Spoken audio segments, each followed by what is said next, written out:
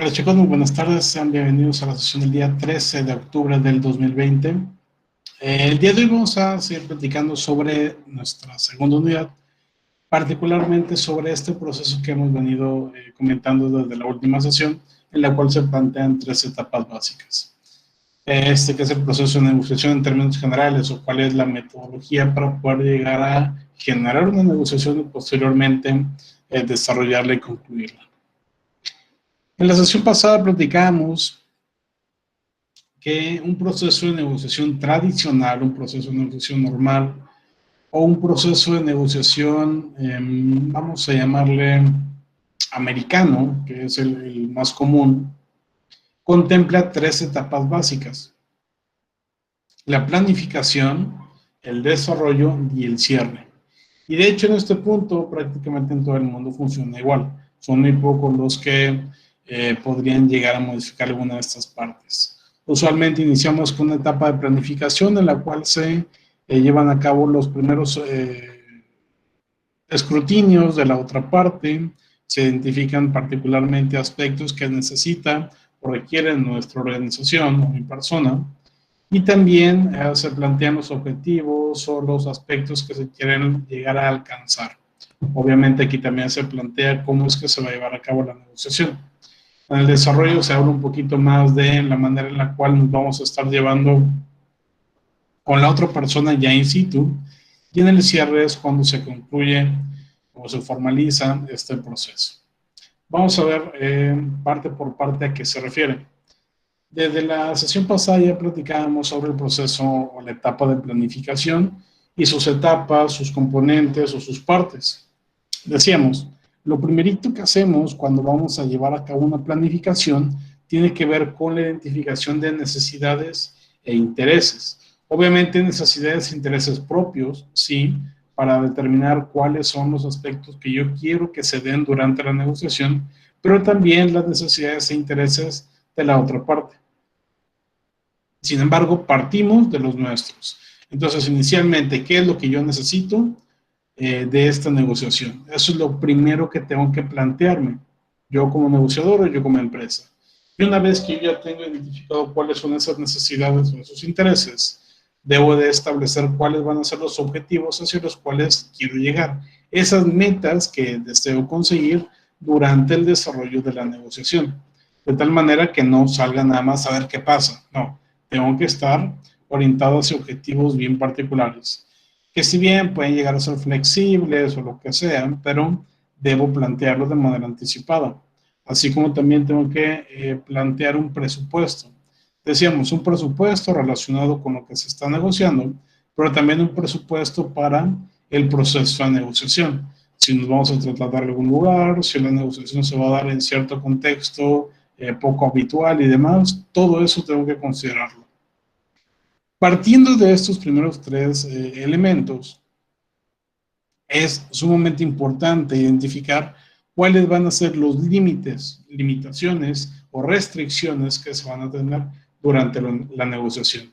¿Hasta qué punto yo puedo llegar como empresa o como persona durante ese proceso? Estamos hablando de restricciones, obviamente, de dinero, de presupuesto, pero también pueden ser restricciones relacionadas con cantidades de producto, con tiempos de entrega, con formas de entrega, e incluso podríamos llegar a hablar sobre restricciones éticas. ¿Hasta dónde puedo hacer cosas y hasta dónde no? ¿Ok? ¿Quién puede plantear, por ejemplo, una restricción ética? ¿Qué cosa ya no podrían hacer respecto a cuestiones éticas? ¿En dónde pondrían un límite?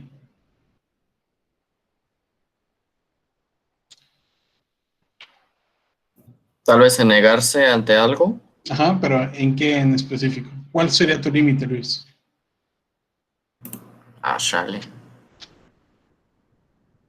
No, déjame pensarla bien. Aguante. Okay, sobre temas éticos específicamente. Ok, negociar con otro proveedor cuando hay un acuerdo de exclusividad. Ok, eso podría llegar a ser un tema importante de restricción o de limitante.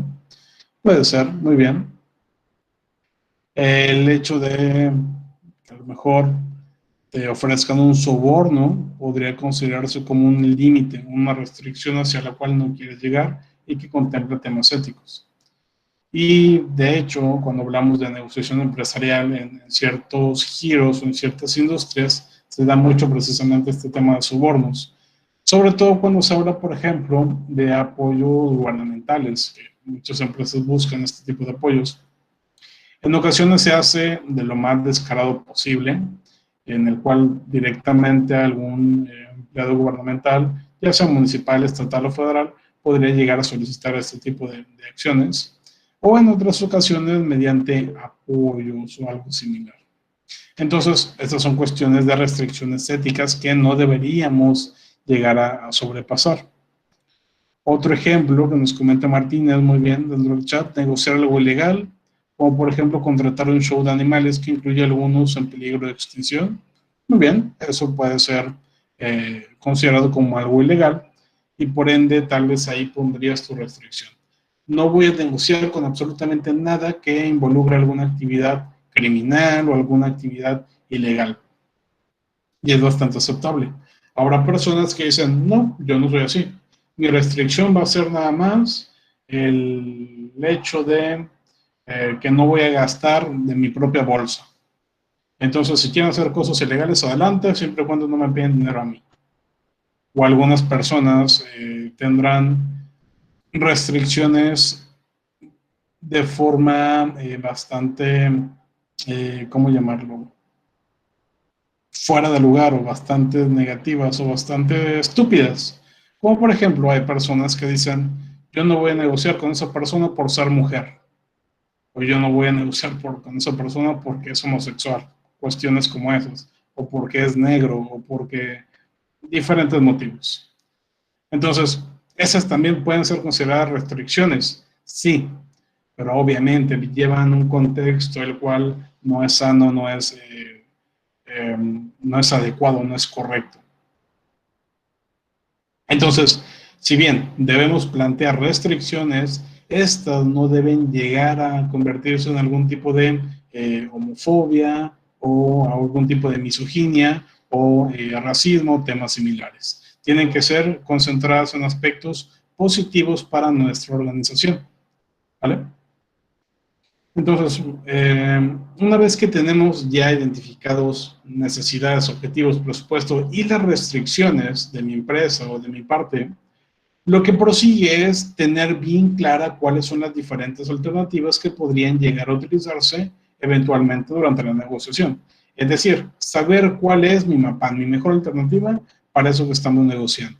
Si estoy negociando el precio de la carne con un proveedor, una carnicería, para surtir a todas mis franquicias de venta de hamburguesas, pues debo de considerar qué pasa si no llego a un acuerdo con esa persona o con esa otra empresa.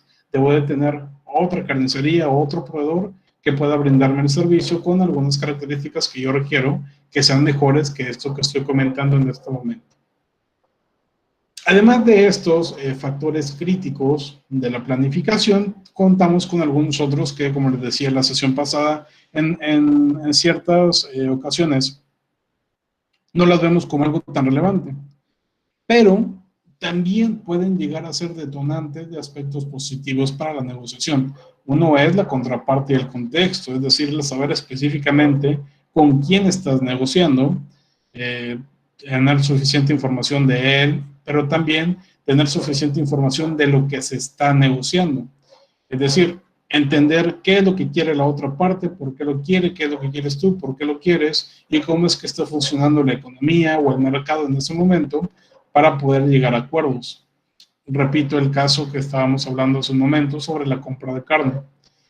Suponiendo que yo llego a esa negociación queriendo que se bajen los precios por parte de mi proveedor, pero no observé que a nivel mundial los precios de la carne roja se han incrementado en un 10% por lo menos, pues entonces yo voy a ir con desventaja porque no sé esa información.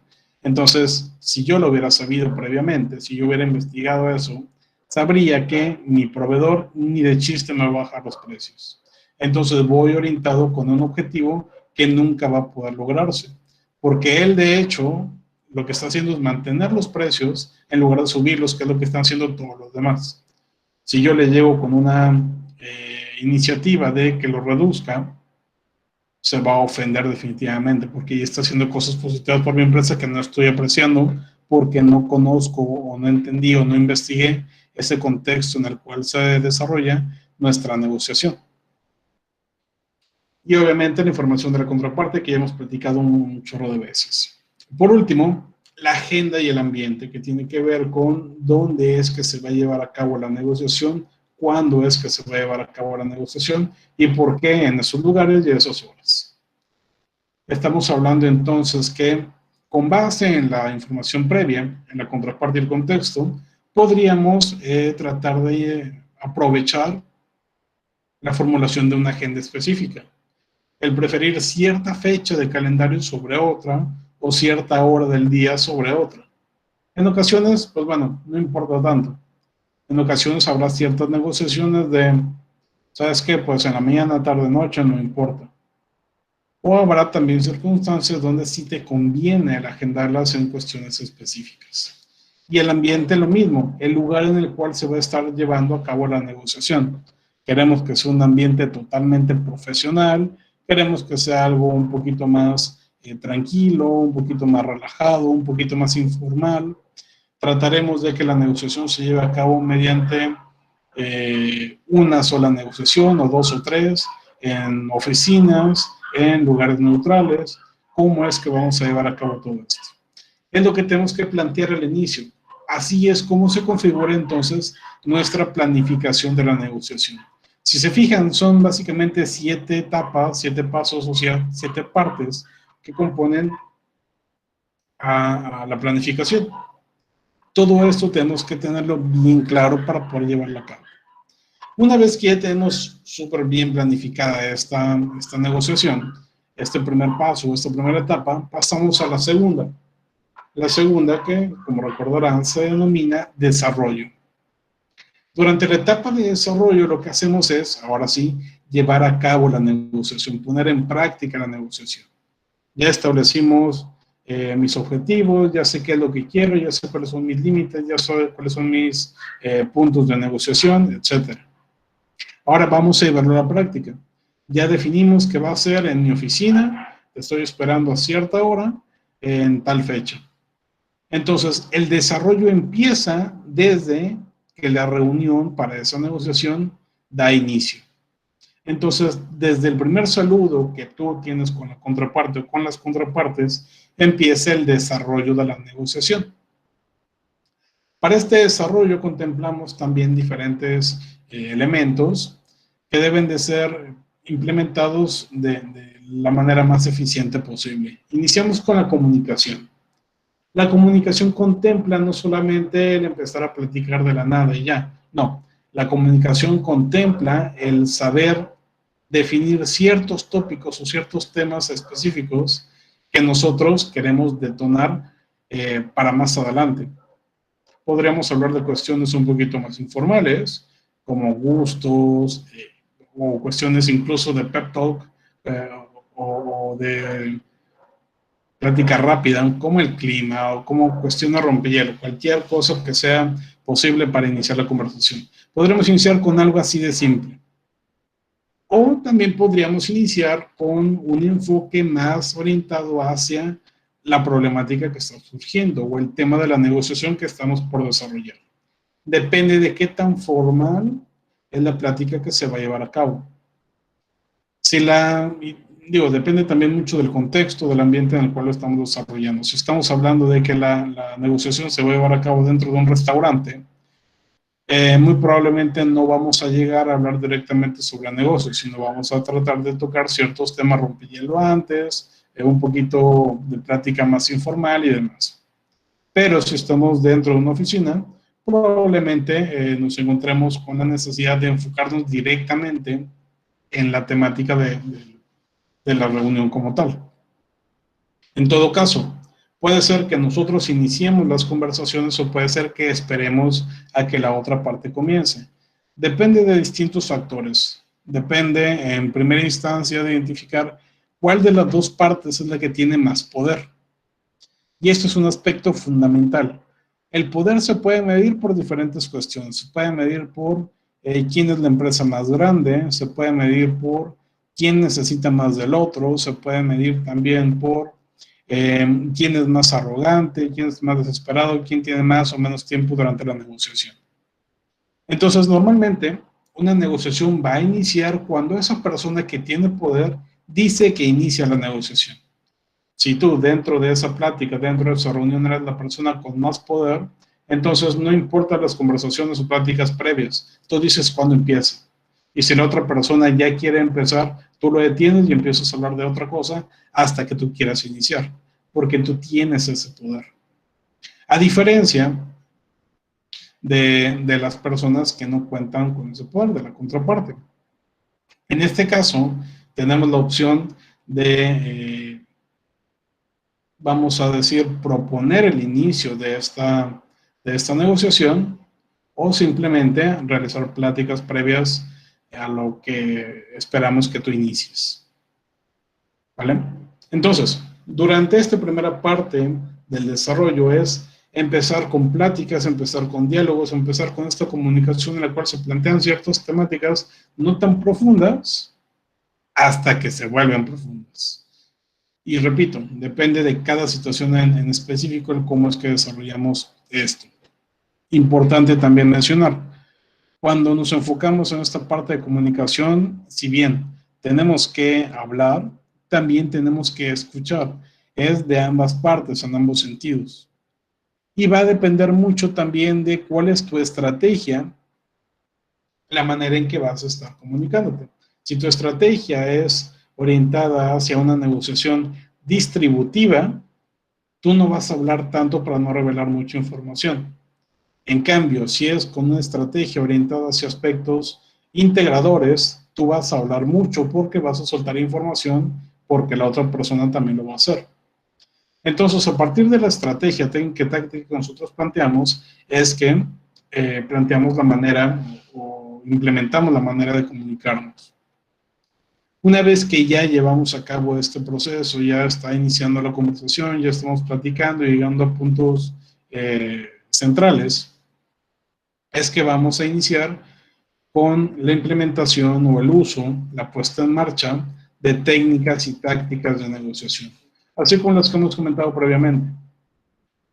Tras estas técnicas o tácticas, trataremos de llegar a puntos de acuerdo mediante concesiones. Entonces, puede ser que yo haga las concesiones, puede ser que tú hagas las concesiones o que sea de ambas partes, es decir, un ajuste mutuo.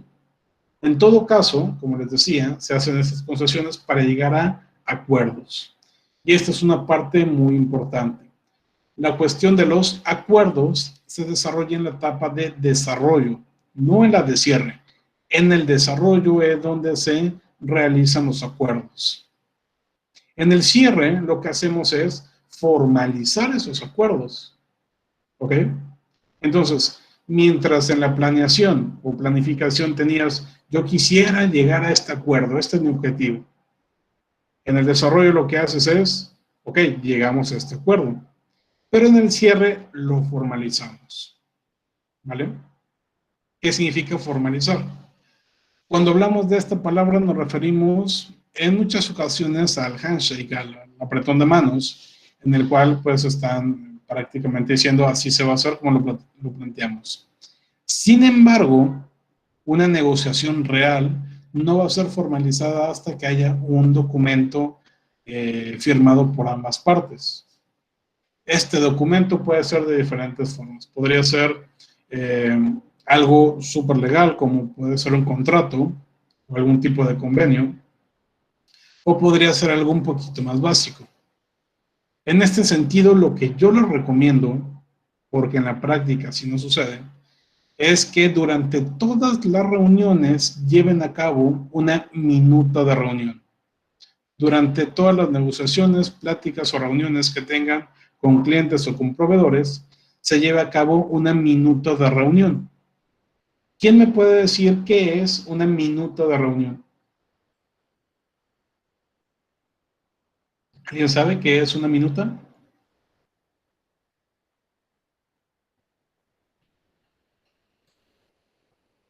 Minuta.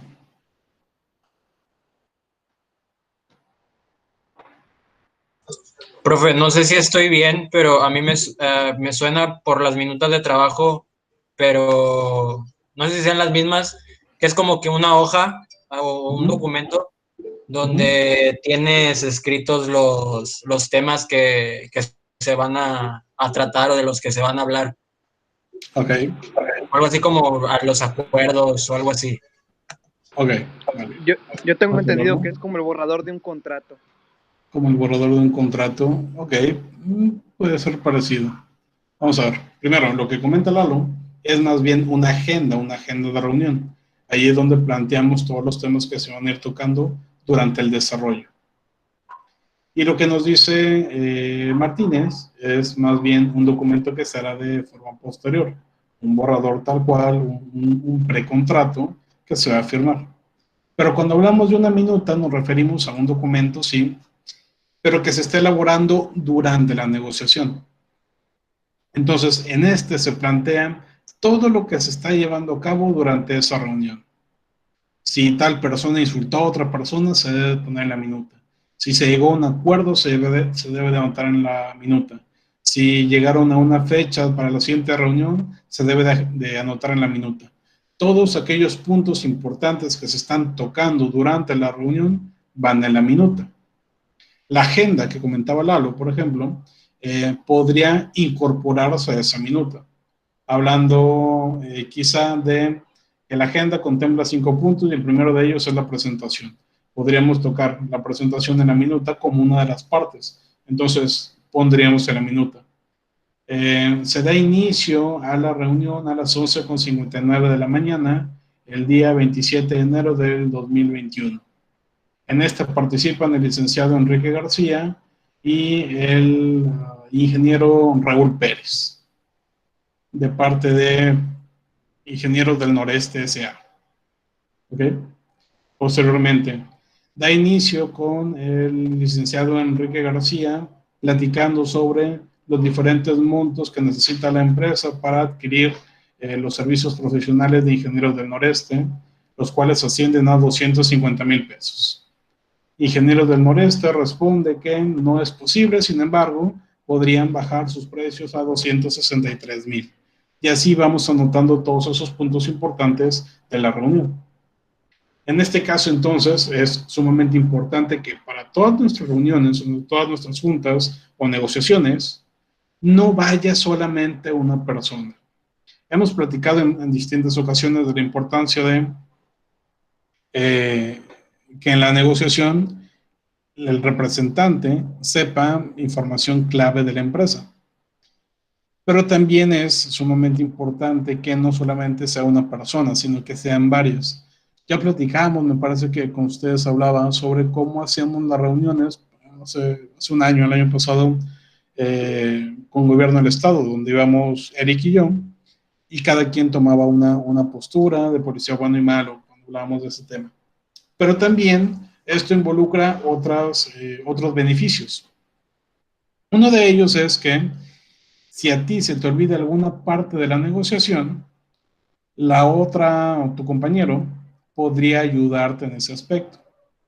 O viceversa, si a él se le olvida algo que debería de mencionar, lo mencionas tú, hablando de dos personas. Pero también deberíamos tener a una tercera persona, si es posible, la cual se encargará precisamente de la elaboración de esta minuta. Esa persona probablemente no va a participar durante la reunión, no va a comentar, no va a platicar, no va a dialogar, no va a comunicar nada, solamente va a estar anotando. Lo cual muchas personas podrían considerar un tema menor, pero cuando pasamos a la formalización se convierte al contrario en un tema mayor. Decíamos, cuando llegamos a un acuerdo en la etapa de desarrollo se tiene que formalizar. La primera etapa o la primera parte de esa formalización es el firmar los acuerdos a los que se llegó durante esa reunión. ¿Y dónde es que se firman esos acuerdos? En la minuta de esa junta. Allí es donde planteamos, la empresa Ingenieros del Noreste acuerda el ofrecer sus servicios profesionales a un costo de 252,520 pesos más el IVA correspondiente. ¿Okay? Ese es el acuerdo al que se llegó. Y tienen que firmar todos los que participaron en esa junta o en esa reunión. De manera que ya esté por escrito ese punto de acuerdo al que se llegó. Eso no es una formalización del todo, no, pero es un primer paso. Después de esto tiene que generarse un borrador de contrato o de convenio, como nos decía Martínez, el cual ya ambas partes lo van a contemplar para ver qué cosas se ponen, qué cosas se quitan y demás. Y posteriormente ya se creará ahora sí un contrato, el cual deberá contar con todos los elementos legales correspondientes, preferentemente ser firmado ante notario, ser elaborado obviamente por un abogado, o al menos revisado por un abogado, y listo. ¿Vale? Pero entonces, esto ya forma parte de la etapa de cierre. Aquí ya concluyó la negociación. Aquí ya terminó todo este diálogo. Aquí ya no estamos haciendo concesiones, ya no estamos haciendo ajustes mutuos ni nada de eso. Solo estamos formalizando. Y una vez que se formaliza, una vez que ya dijimos qué es lo que se va a hacer, que ya se firma el contrato y todo, se tiene que ejecutar. Se tiene que llevar a cabo ese acuerdo al que se llegó. Si el acuerdo contemplaba la compra de ciertos insumos, pues bueno, se tiene que llevar a cabo esa compra. El pago correspondiente, la entrega del artículo mediante las formas, fechas y métodos contemplados y demás. Posteriormente, o de hecho de manera conjunta, tiene que haber una etapa de control en la cual precisamente se identifica que la ejecución se está desarrollando. Y en este caso, normalmente las personas que están negociando no son los que van a ejecutar ni los que van a estar controlando, pero sí los que le van a estar dando seguimiento y evaluando a esa negociación. Es decir, yo como negociador no me voy a encargar del área de compras, allá hay otro departamento que lo va a hacer, quién va a pagar, quién va a recibir y demás. Pero yo como negociador que di mi palabra de que se va a llevar el pago a cabo, pues tengo que darle seguimiento con ese departamento de compras para ver si ya hizo la transacción. Y tengo que llevar el seguimiento también con el área de almacén para ver si ya llegó la mercancía. En el caso que no, tengo que volver a hablar con ese proveedor para recordarle que tenemos un contrato que se tiene que cumplir y demás. Por último, tenemos una última parte, obviamente, que denominamos en este caso como renegociación. Pero si se fijan, tenemos un asterisco ahí. Esto tiene que ver con que en ocasiones ese proveedor no va a ser por una sola vez. De hecho, lo que queremos es que no sea por una sola vez, queremos que sea recurrente. Y si nos convence, si durante el control y la evaluación se hizo todo bien, muy probablemente vamos a volver a negociar con ellos. Pero si se hizo mal, si no nos entregó en tiempos y formas, o si no fue lo suficientemente bueno como lo esperábamos, pues entonces vamos a dejar de negociar con esa otra parte. ¿Vale? De esta manera entonces concluimos nuestro proceso de negociación o lo reiniciamos. Entonces, nuevamente, ¿cuántas son las etapas del proceso de negociación? Son 3: planificación, desarrollo y cierre. Durante la planificación tenemos todos los objetivos que queremos lograr para esa negociación. Durante el desarrollo llegamos a los acuerdos mediante las estrategias de comunicación planteadas y en el cierre formalizamos y se lleva a cabo los acuerdos a los que se llega. ¿Ok? Esas son las 3 etapas básicas de la negociación. Les decía, hay algunos puntos que quizá no se lleven a cabo, por ejemplo, dentro de del desarrollo, temas de comunicación podrían ser en ocasiones más cortos o más largos, dependiendo de cada caso. Las estrategias, algunas podrán ser distributivas, otras integradoras. Por ende, cada negociación va a ser totalmente diferente, pero manteniendo una estructura muy similar a esto que acabamos de comentar.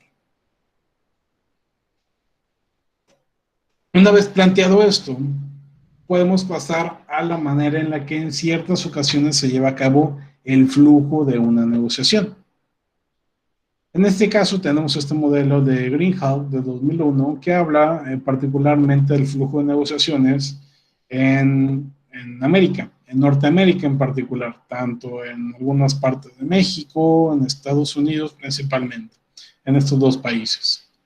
Este flujo de negociaciones que es bastante similar al proceso que platicamos hace un rato, contempla 7 fases, desde un momento de preparación hasta una fase de instrumentación de un acuerdo. Es muy similar, vamos a verlos por separado. Primero, la fase 1, que denominamos preparación. En esta lo que hacemos es decidir qué es importante para la negociación. Tenemos que decidir cuáles son las metas que tenemos como organización o como ente, y también debemos de tener bien claro la manera en la que pensamos en colaborar con la otra parte. En esta fase, entonces, lo que hacemos es preparar nuestros medios a nuestras personas para colaborar con base en nuestros objetivos y con base en nuestras necesidades. La fase 2 contempla el desarrollo de una relación. Y aquí hablamos de temas un poquito más concretos. Entonces, a diferencia del proceso que platicábamos hace rato, donde son temas más amplios, cuando hablamos de un flujo de negociación, nos estamos enfocando en temas más particulares. No queremos nada más llevar a cabo la negociación porque sí, para ganar y que el otro pierda, no. Recordemos que normalmente, o lo que buscamos en la negociación, o una buena negociación, es que sea integradora y por ende que se generen buenas relaciones. Entonces, la fase 2 contempla el conocer a la otra parte de primera mano, comprender sus semejanzas y diferencias, es decir, identificar claramente cuáles son los elementos que tenemos en común y qué cosas no, y además establecer un compromiso para lograr resultados mutuamente provechosos. En este punto, estamos todavía en una etapa de planificación, digamos. Yo ya sé qué es lo que quiero yo, ahora tengo que estudiarte a ti para ver qué es lo que quieres, pero no quedarme solamente hasta ahí, sino ver los puntos en los cuales podemos compenetrarnos para llegar a acuerdos mutuamente beneficiosos o provechosos. La fase 3 contempla recopilar la mayor cantidad de información posible, de acuerdo a la factibilidad de acuerdos, también correspondiente a la determinación de la MAPAN, incluso todo lo necesario sobre los problemas o necesidades que tiene la otra parte. Si se fijan en este flujo de negociación, seguimos estando dentro de la etapa de planificación. Pero una vez que llegamos a la fase 4, en utilización de la información, aquí ya estamos en la etapa de desarrollo. Los negociadores integran el caso para sus resultados y acuerdos preferidos, es decir, empiezan a dialogar, empiezan a comentar qué es lo que quiere cada uno de ellos y por qué lo quiere. La fase 5 nos lleva a un proceso de ofrecimiento, en la cual se comenta cuál es la posición inicial o el punto inicial de cada parte, y posteriormente se van a ir ajustando o se estarán realizando concesiones hasta llegar a cerrar un acuerdo en la fase 6, donde se fija un compromiso hacia el acuerdo conseguido. Este compromiso precisamente es mediante la creación de las minutas que les decía hace un rato, o mediante alguna carta de acuerdo previa, o un precontrato incluso. Y ya una vez que se tiene esto, como también lo contemplábamos en el proceso, en la etapa de cierre, se formaliza. En este caso se denomina, se instrumenta. La instrumentación del acuerdo básicamente tiene que ver, ahora sí, igual que en el otro punto, con formalizarlo mediante algún contrato por escrito, el cual indique específicamente cuáles son los aspectos que se consideraron para esa negociación. Y así es como podemos contemplar estos dos modelos. Por una parte tenemos el proceso de negociación, que contempla 3 etapas, y por otra el flujo de la negociación, que contempla 7 fases. Son muy similares, y dentro de las etapas se pueden integrar cada una de las fases. Ya dependerá de cada quien y de sus propias perspectivas el observar o determinar cuál le gusta más o cuál le parece más conveniente, para entender mejor cómo es que se llevan a cabo las negociaciones. Un punto diferencial importante es que en el proceso de negociación se habla en términos generales. Así se hace en todo el mundo. Pero con el flujo de negociación es más particular. Aquí hablando, por ejemplo, de la fase 2 de desarrollo de una relación, No todas las empresas y no en todo el mundo se busca que se generen relaciones. Y en este caso particular estamos hablando de que las personas de ciertas partes del mundo, y lo vamos a estar viendo cuando hablemos de diferentes negociaciones en varios países, en algunas partes del mundo como México, esta creación de la relación involucra muchos aspectos más informales, involucra muchos aspectos fuera del negocio o fuera de las empresas, cosas más personales. Mientras que en otras partes del mundo, como les decía, buscan omitir esto lo más que se pueda. Pero estaremos comentando un poquito más adelante. Considerando todo el anterior, la práctica real demuestra que con frecuencia se desvían de este modelo cada uno de los aspectos que se tienen que considerar, ya que, como les decía, depende de las diferencias interpersonales que se tienen, así como las diferencias culturales entre cada persona, cada región o cada país. Es importante considerar esto porque, si bien todos tenemos en todo el mundo ciertas condiciones básicas para negociar, no todos lo van a hacer de la misma manera simplemente por cuestiones culturales. Eso va a ser un punto bastante clave. Y lo podemos observar fácilmente incluso dentro de nuestro propio país, al observar cómo es que se llevan a cabo negocios en una región o en una zona comparado con otra. Si hablamos, por ejemplo, de la zona norte del país, particularmente de aquí de Ciudad Victoria, creo que lo hemos comentado en alguna otra ocasión, ¿a cuántas personas vende traje diariamente? ¿Cuántas personas utilizan traje durante un día regular, un día normal, para ir al trabajo? Son muy, muy pocas. ¿Por qué? Porque en esta zona del país hace bastante más calor, el clima es un poquito más elevado que en otras regiones. Entonces, el utilizar traje aquí durante todo el día, todos los días, involucra un tema bastante importante de incomodidad. Por ende, en la mayoría de los casos no utilizamos traje. Comparado con otras regiones del país, si van a la Ciudad de México, por ejemplo, observarán que personas tanto de gobierno como de empresas privadas llevan traje. Es mucho más común ver godines que van en traje a sus oficinas que en otras partes del país, sobre todo del norte. Y hablo de aquí de Victoria, pero en realidad en todo Tamaulipas, gran parte de Nuevo León, de Coahuila, Chihuahua y demás. No es tan común que se vea de traje como si lo es en el centro del país. Incluso cuando vamos a una ocasión un poquito más formal o incluso cuando hablamos de la palabra casual, vestimenta casual. Para las personas, para cada persona en ocasiones funciona diferente. Para alguien vestimenta casual puede significar que puede ir en una playera polo. Para otra persona vestimenta casual puede significar que vaya en camisa de vestir pero sin corbata. Para otro que puede ir de manera formal pero sin traje. Entonces, son cuestiones que delimitan la manera en que negociamos dependiendo de aspectos sociales, culturales e incluso personales para llevarla a cabo. De ahí entonces la importancia de observar que no siempre se lleva a cabo igual y que no todas las negociaciones son iguales. Cada una es diferente, cada una tiene sus propias características y así es como debemos de considerarlas cuando las estamos llevando a cabo. En todo caso, un punto importante de cualquier negociación, como lo platicábamos hace un rato, tiene que ver con la ética. ¿Qué tan ético, qué tan poco ético eres durante una negociación? Vamos a abordar precisamente este tema a continuación. Primero vamos a comentar algunos dilemas éticos y ya por ahí les estaré pidiendo alguna participación. En primer caso está este dilema ético de la venta de una televisión.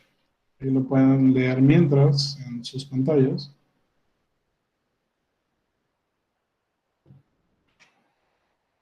El caso dice así.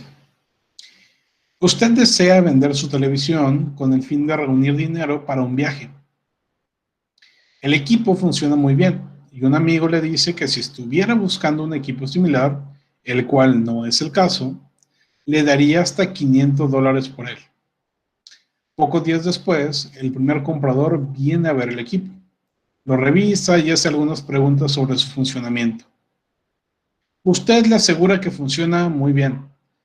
Al preguntar el precio, usted le dice que ya tiene una oferta por $500 y el comprador le dice, sabes que yo te pago 550 por él. Se la llevó. Pregunta, ¿fue ético mencionar la otra oferta?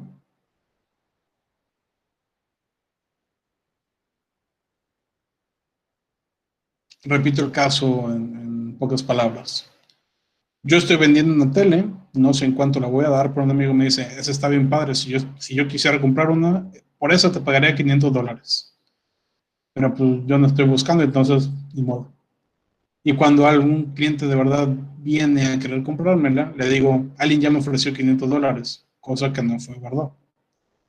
Y entonces ese cliente de verdad me paga más de esa oferta que le dije.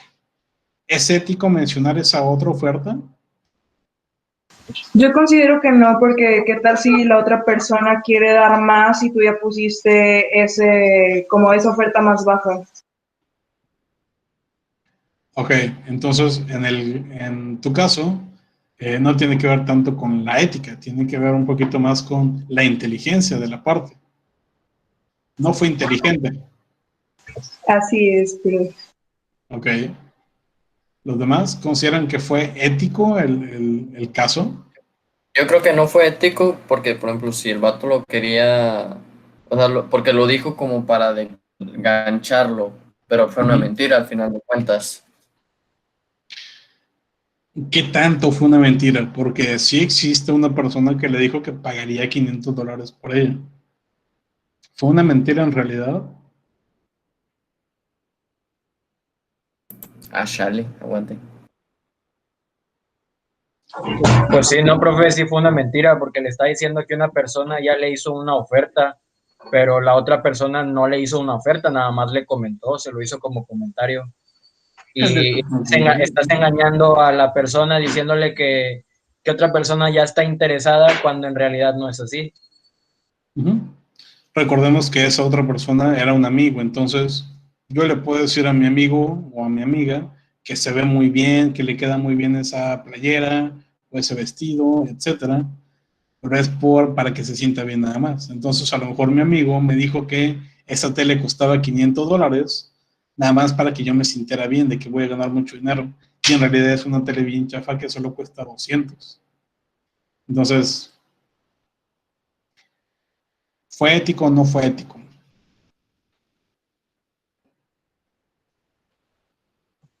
Yo pienso que no, profe. No, les dice que no fue ético. Okay.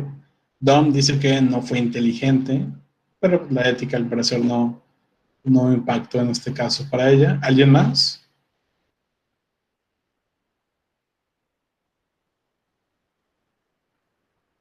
Ok. En este caso particular, digo, ya planteamos algunos temas.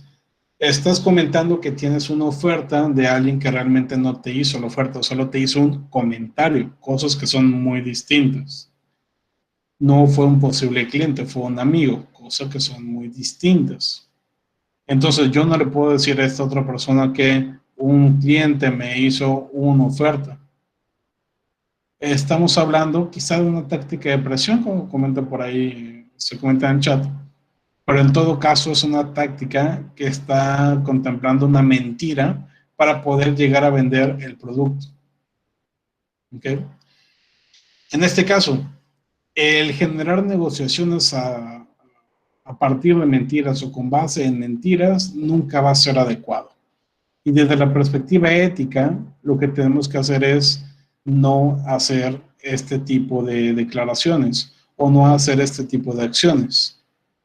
¿Vale? Sin embargo, cada quien es libre de hacer lo que quiera. Pero también recuerden que existen dos dilemas, el dilema de la honestidad y el dilema de la confianza. El dilema de la honestidad nos dice que qué tan honesto debemos de ser y el de la confianza es qué tanto debo confiar en la otra parte. Entonces, ojo también, puede ser que nosotros le digamos eso a nuestro posible comprador, pero ese comprador también debe de pensar que no debe de confiar al 100% de lo que le dice la otra parte.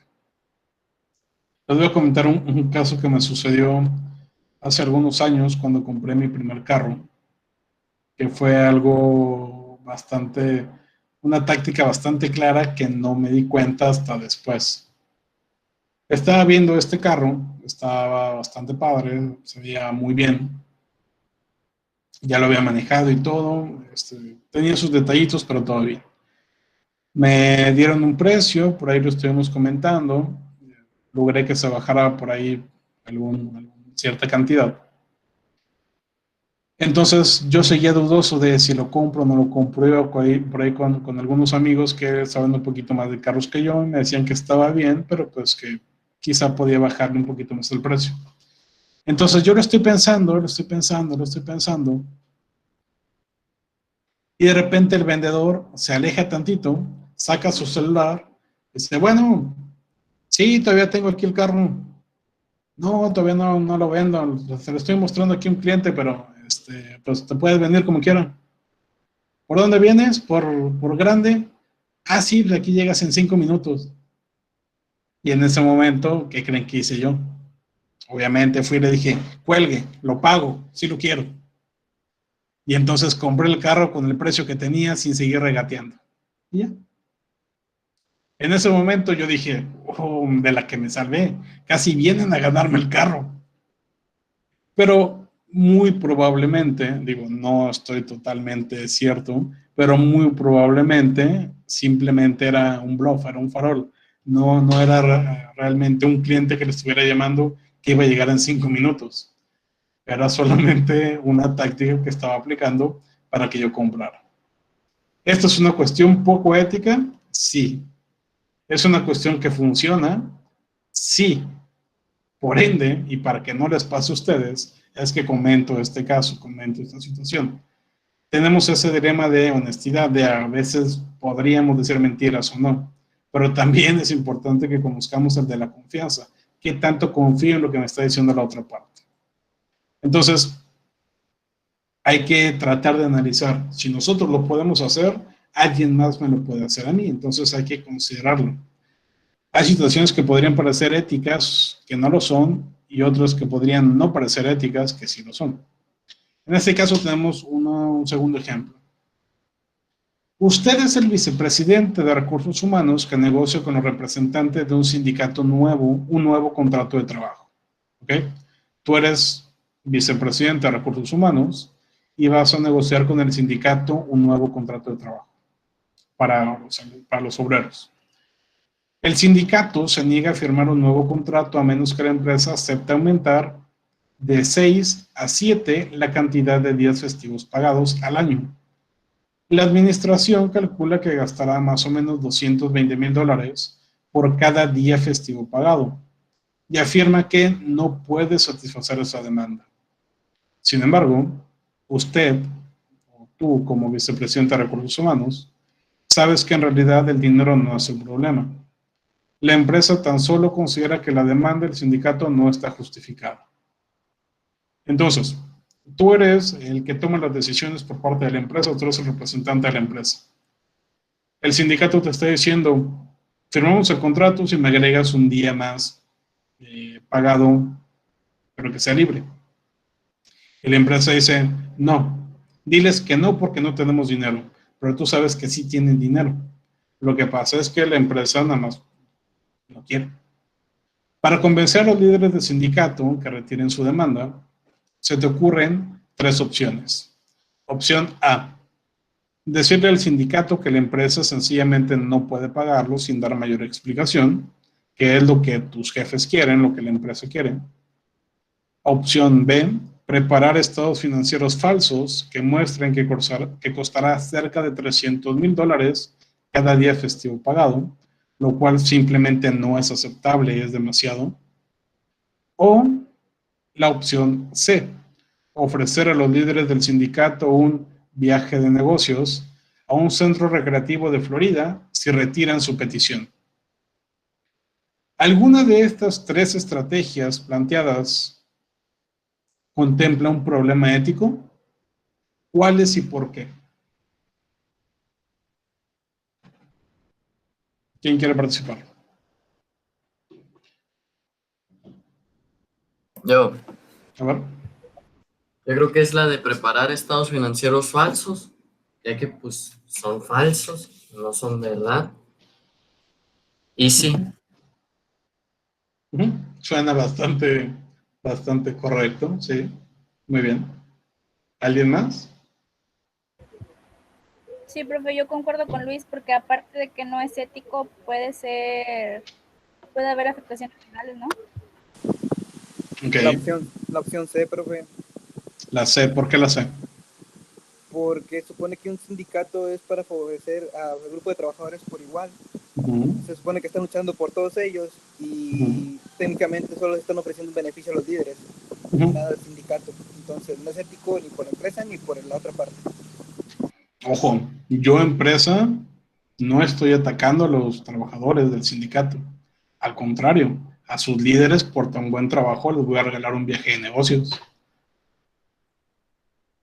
Porque no es ético lo que yo estoy haciendo.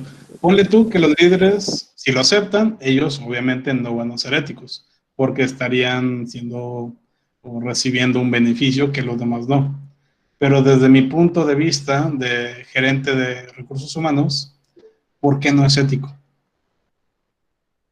Porque yo lo veo como lo dice Luis, o sea, sería como un soborno. O sea, estás aprovechando la situación.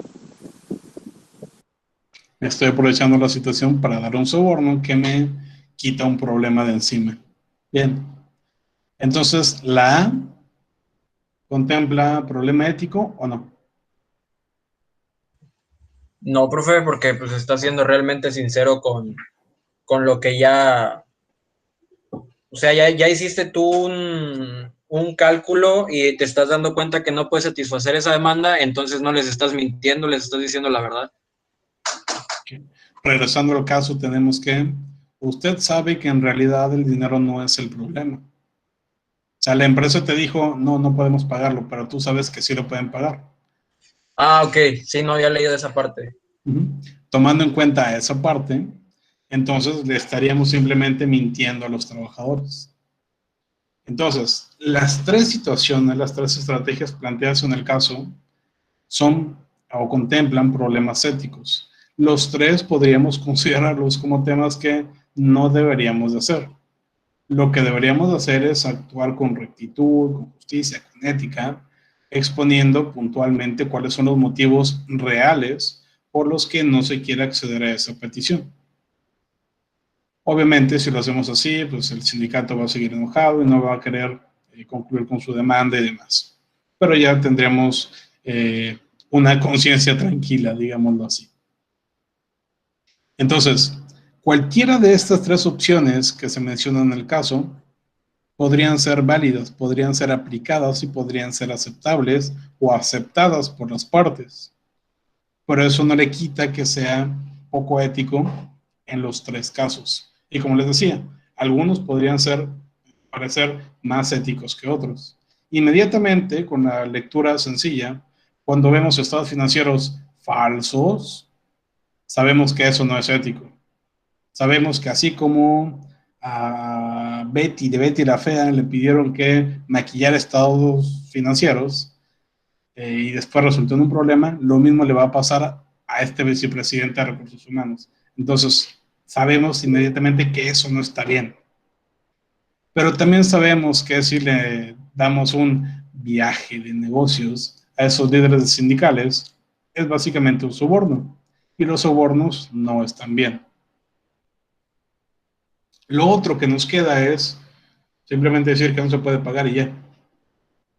En este caso, es la opción que vemos más coherente, más viable, pero eso no le quita que sea poco ética. Vamos a verlo ahora desde otra perspectiva. Tú eres el vicepresidente de Recursos Humanos, sí, pero tus jefes te están diciendo que les digas que no tienen dinero. ¿Ok? Tú lo que estás haciendo es decir lo que te dijeron que dijeras. Entonces, estás siendo poco ético, no porque tú quieres, sino porque alguien más te está obligando a decirlo. ¿Ok? En este caso, ¿qué sucede? No es tu culpa el que no seas ético. Si tú no lo eres, te corren. ¿Qué pasa entonces? ¿Se acuerdan del caso de la película, del método, en el cual a la primera persona que despiden o que corren de la reunión, lo hacen precisamente porque fue en contra de lo que quería la empresa? No sé si recuerdan bien ese caso, pero lo que quería esta persona, o lo que hizo esta persona, fue denotar que la empresa estaba atentando contra el medio ambiente de ciertas maneras. Eso no está bien. El atentar contra el medio ambiente es una cuestión poco ética. Y él, como si era más ético, denunció a la empresa.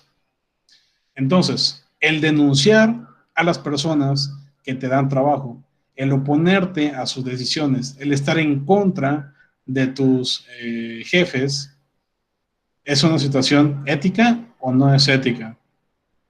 Y ahí entramos en una cuestión de dilemas en el que ya no sabemos qué cosa está bien y qué cosa está mal. Por esa decisión que tomó él en el pasado con otra empresa que no tenía nada que ver, lo despidieron de la posibilidad de acceder a un nuevo empleo. Entonces, son muchas las cuestiones que tenemos que considerar. Vamos a un caso más sencillo.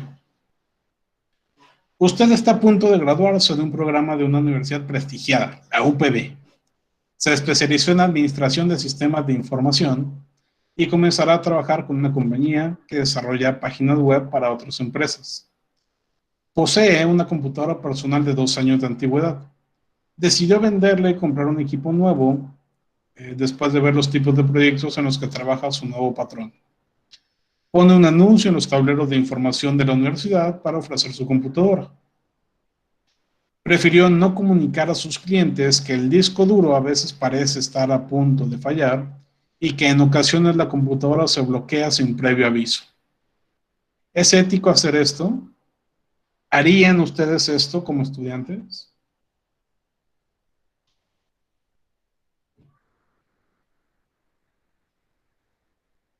Pusieron un anuncio, por ejemplo, le mandaron un mensaje a los de Sentimiento UPB y les dijeron, ¿sabes qué? Ayúdame a vender mi computadora.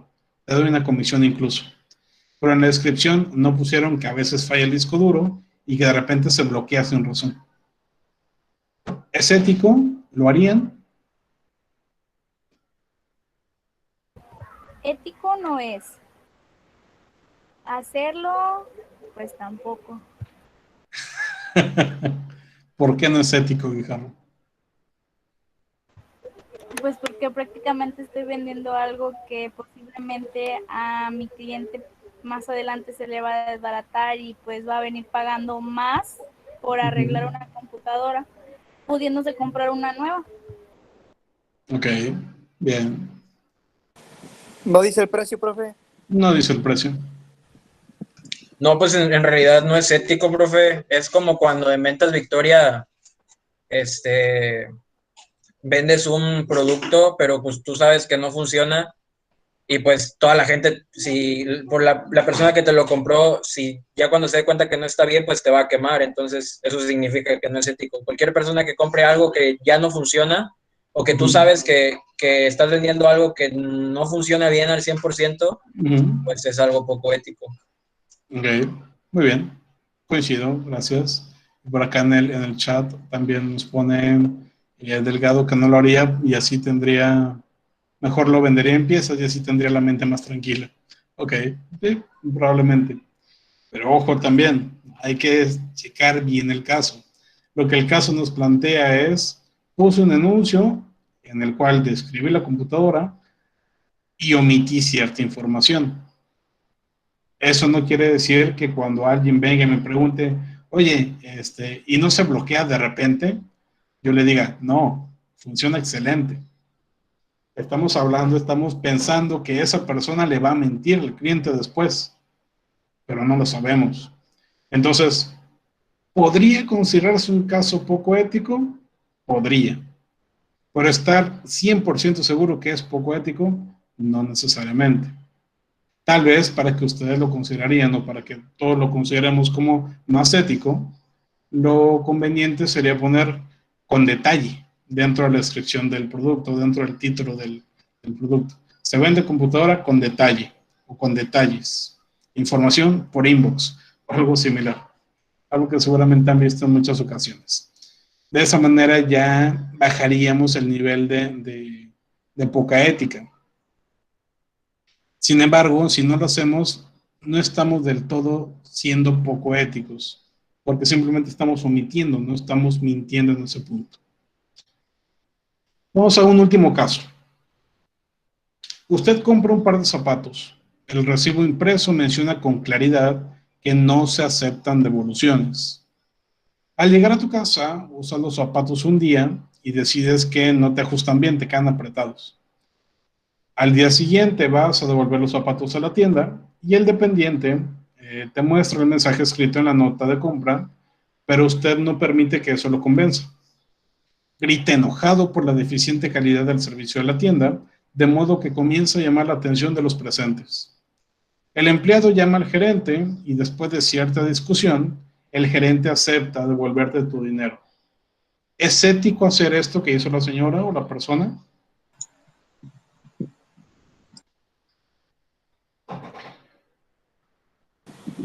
Para mí no, profe, ¿Por qué no, Martínez? porque lo está poniendo en el recibo y a lo mejor puede ser una regla de la zapatería. Entonces es algo que se aplicaría sin excepción, sea la persona que sea. Y ella lo consiguió haciendo un escándalo, que lo consiguió, ok, pero no está bien. Porque ella sí, porque a los demás no. Ok. ¿Alguien más? Pues no sería ético, profe, porque para empezar, si ahí se decía claramente y tú ir a reclamar que te devuelvan el dinero, pues es completamente absurdo, y ponerte en una actitud arrogante y grosera se da a entender que tienes una falta de valores.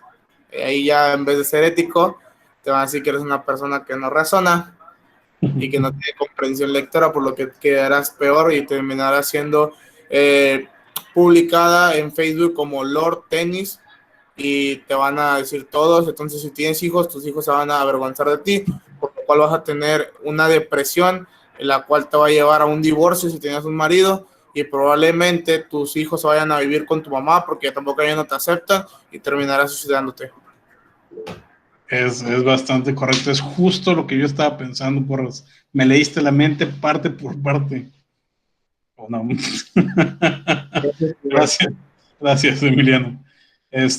Bien, vamos a ver. Existe en nuestro país, no sé si la conozcan, existe una ley que se denomina Ley de Protección al Consumidor. La Ley de Protección al Consumidor, en su artículo 92, comenta que cualquier persona tiene la posibilidad de devolver los artículos siempre y cuando cuente con la nota de venta correspondiente y el artículo esté en buenas condiciones. Si la tienda me dice no se aceptan devoluciones, la tienda es la que está siendo poco ética. La tienda es la que lo está haciendo mal. La tienda es la que está haciendo cosas negativas. El cliente está en su derecho establecido en esa ley para ir a devolver su producto y que le devuelvan su dinero siempre y cuando el artículo esté bien. ¿Okay? ¿Y si ya los usó, profe? El artículo puede estar usado, pero si el artículo está bien, se puede devolver. No sé si han visto... ¿Ah? Póngale ahí que le apestan los pies a la señora o no sé. Bueno, si le apestan los pies a la señora y le apestan los zapatos, ahí ya no se puede devolver. O pues, si es una señora muy gorda y aplanó ya todos los zapatos, pues tampoco. O si se fue a jugar fútbol, tampoco. Pero suponiendo que no, mande. Luego que especifique para que sea un poquito más fácil. Bueno, ya con la especificación tendríamos un detalle más claro.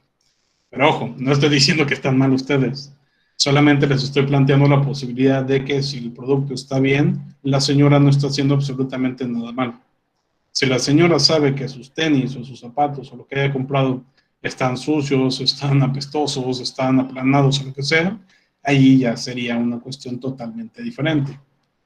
Pero también contemplemos, si el gerente le devuelve el dinero al final, muy probablemente sea porque la señora tenía la razón.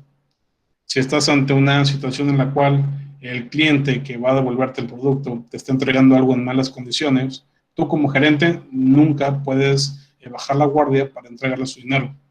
Por lo mismo, estarías sentando un precedente para que después cualquier persona que vaya a gritarte le vas a devolver su dinero y ya, lo cual no es posible o no debería ser aplicable. ¿Vale? Entonces, cuestiones a tomar en consideración. Hay cuestiones éticas que parecieran poco éticas y viceversa. Hay cuestiones poco éticas que parecieran ser más éticas de lo que son. Número 2, hay que revisar el contexto en el cual se lleva a cabo cada negociación para saber qué tan ético o qué tan poco ético es esa situación en particular. ¿Ok? En todo caso, tomando esto en consideración, vamos a hablar un poquito más al respecto. ¿Por qué algunos negociadores utilizan tácticas que pueden ser poco éticas? ¿Por qué lo hacen? ¿Qué es lo que ganan y demás? Ya platicamos, en la mayoría de las ocasiones se da porque quieren omitir cierta información o simplemente porque desean ganar en la negociación lo antes posible sin tratar de tener una actitud integradora. Son más distributivos. Existen algunas tácticas éticamente ambiguas. ¿Qué significa ambiguo? O en este caso, en este contexto, ¿qué significa ambiguo? Que para ciertas personas los podrían considerar que no hay problema, se puede considerar como ético, y para otros dirían, eso no es ético en absoluto. Están en ese límite, en esa línea imaginaria de que podría o no podría ser ético dependiendo de diferentes situaciones. La primera es cuando hablamos de una concertación competitiva tradicional. El no revelar los límites o no revelar nuestros puntos de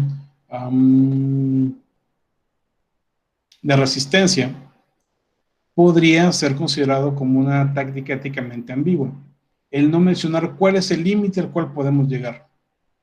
No estoy atacando a la otra parte, pero no le estoy dando información. En este caso también podríamos integrar el dar una oferta inicial sumamente alta o sumamente baja. El querer comprar, por ejemplo, digamos, una casa que esté en una ubicación bastante buena y ofrecer solamente 50,000 pesos. Algo ridículo. Está siendo muy poco ético para algunas personas. Tal vez en algunas ocasiones lo podemos ver cuando existe alguien vendiendo un producto, digamos que está vendiendo su carro porque tiene a sus padres en el hospital y necesita pagar la cuenta y necesita un chorro de medicamentos y demás. Tiene a sus padres o tiene a sus hijos en el hospital. Y entonces no tiene dinero y lo único que se le ocurre para conseguir es vender el carro. Su carro es, vamos a decir, un modelo X, un Sentra 2019, un carro bastante reciente.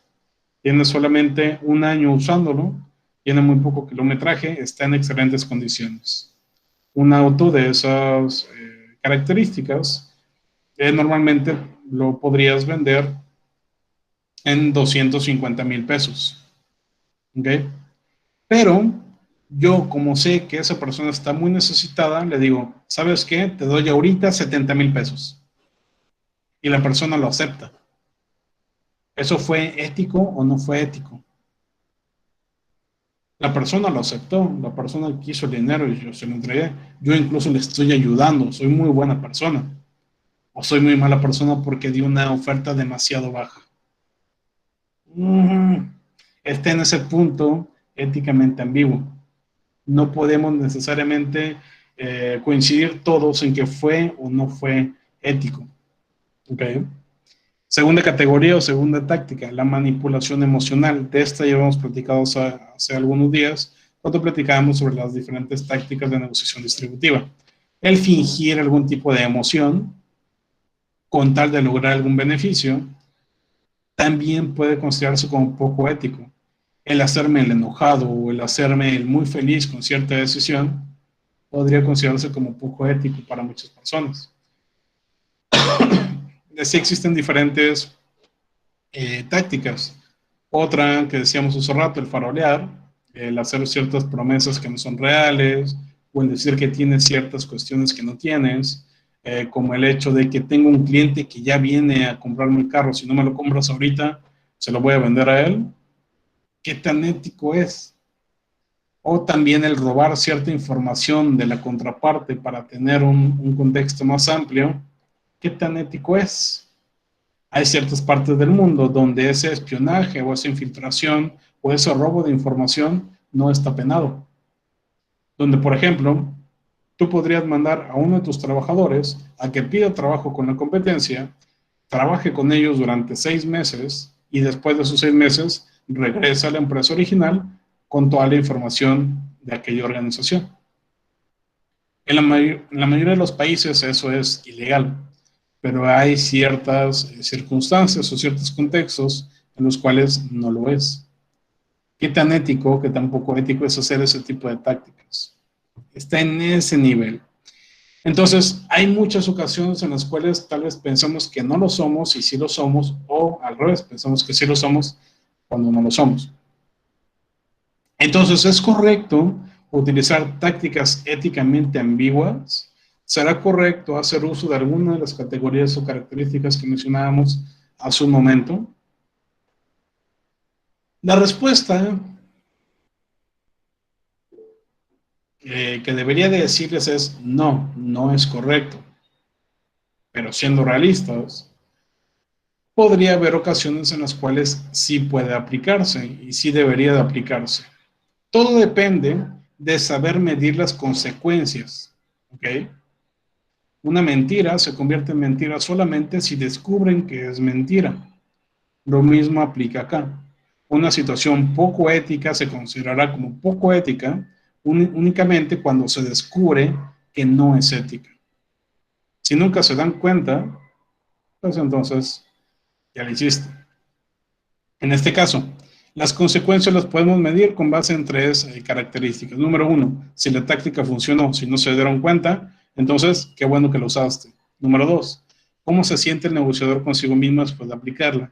Si tú en tu mente te sientes de que no debía hacer esto, me siento mal, pues entonces no lo hubieras hecho. Si a ti te vale, si eres una persona sin escrúpulos, que después de mentirle a esa persona, después de darle 10,000 pesos por un carro que vale 300,000, te sientes bien, pues entonces, qué bueno. Y número 3, ¿cómo te van a juzgar los demás? Si hubo personas que observaron esa negociación y se dieron cuenta de que utilizaste una táctica poco ética y no están de acuerdo, pues qué mal que lo hiciste. Pero si esas personas que lo observaron están de acuerdo contigo e incluso te felicitan, pues entonces estarás en un contexto en el cual lo hiciste bien. ¿Ok? Como el caso que veíamos hace rato de los sindicatos y demás. Entonces, con base en estas consecuencias es que definimos cuándo es que podríamos o cuándo es que no podríamos utilizar este tipo de tácticas éticamente ambiguas. Pero la recomendación principal es traten de evitarla lo más que se pueda. ¿Por qué? Puede ser que la táctica no haya funcionado, ya te quemaste. 2, puede ser que medio funcionó, pero en tu mente vas a estar con esa espinita siempre. Y cada vez que vuelvas a ver a esa persona con la que negociaste, va a regresar ese recuerdo. Entonces, aspecto negativo.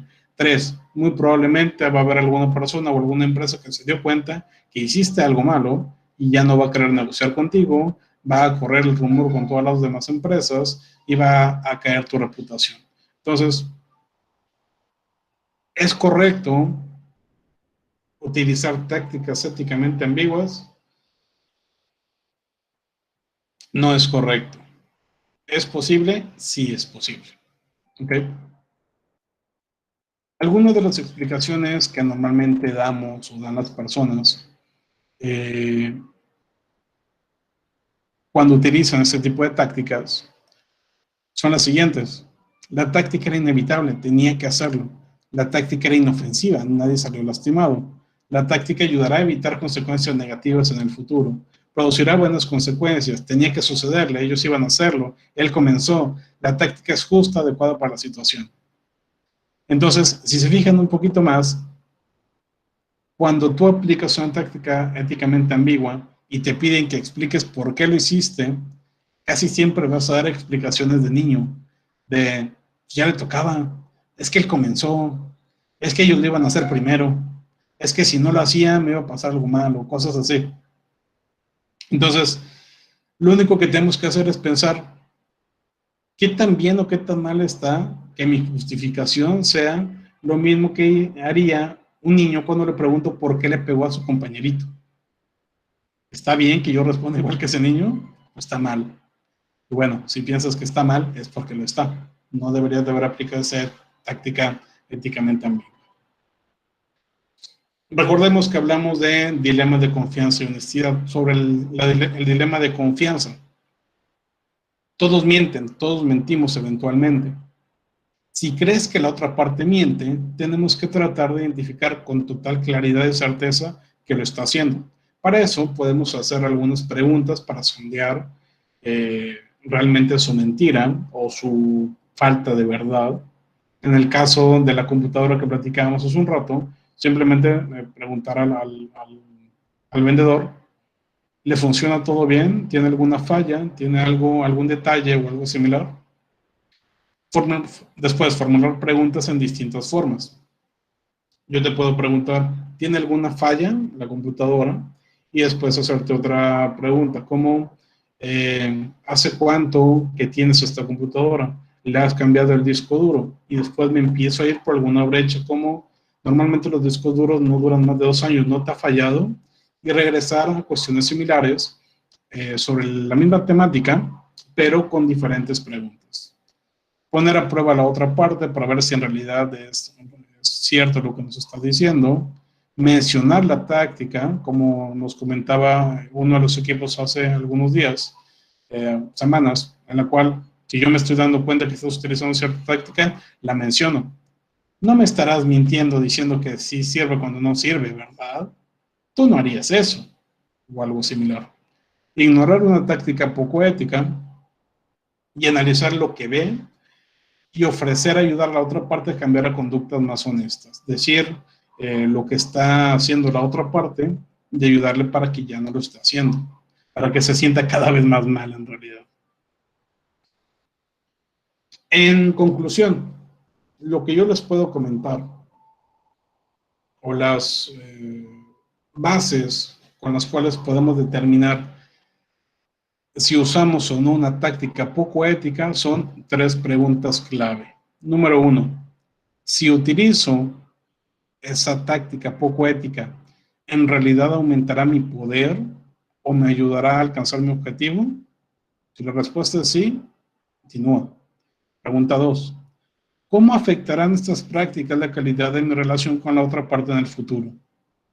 Si no las afecta de forma negativa, dale. Tercera pregunta, ¿cómo afectarán estas tácticas mi reputación como negociador? Si no te afecta en lo absoluto, dale. Pero si en la primera pregunta respondes que no, no lo hagas. Si en la segunda pregunta tu respuesta es que te va a afectar de forma negativa, no lo hagas. Y si en la tercera pregunta tu respuesta es que te va a afectar de forma negativa tu reputación, no lo pienses más, no lo hagas. ¿Ok? Entonces, cada vez que tengan la opción de aplicar alguna táctica poco ética, tanto en un contexto empresarial como en un contexto personal, también aplica, háganse estas 3 preguntas. ¿Voy a alcanzar mis objetivos si hago esto? Si le miento a esta persona. ¿Voy a afectar mi relación si le miento a esta persona? ¿Va a afectarse mi reputación si le miento a esta persona? Y así podrán decidir con mayor sensatez, y no solamente al ahí se va, si utilizan o no alguna táctica éticamente ambigua o poco ética. ¿Ok? Muy bien. Vamos a dejar entonces hasta aquí la sesión del día de hoy. Por ahí tienen por ahí un pequeñito tiempo para que descansen antes de su siguiente clase. No sé si alguien tenga alguna pregunta, comentario. Profe, ¿cuándo iniciaremos con las presentaciones? Sí, es cierto. El día de ayer les envié por ahí algunos enlaces donde pueden encontrar información sobre sus presentaciones. La idea es que iniciemos este jueves, entonces traten de estar preparados para este jueves. Al menos, bueno, sí, todos los equipos. Pero no voy a cargar la tarea a Classroom porque posiblemente no iniciemos en realidad ese jueves. Entonces, Yo espero que el jueves, pero probablemente no.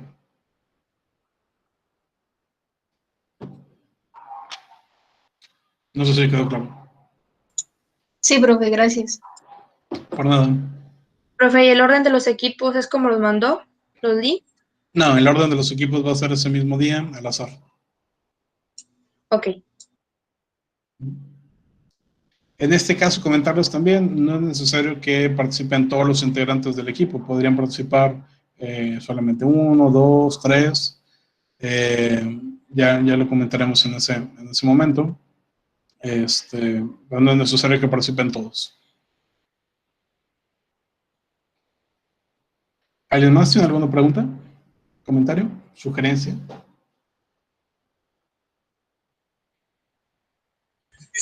No, profe, todo bien. Perfecto. Bien, dejamos entonces hasta aquí la sesión del día de hoy. Muchas gracias por su asistencia y participaciones. Que tengan una excelente noche y nos vemos mañana. Hasta luego. Hasta mañana, profe, igualmente.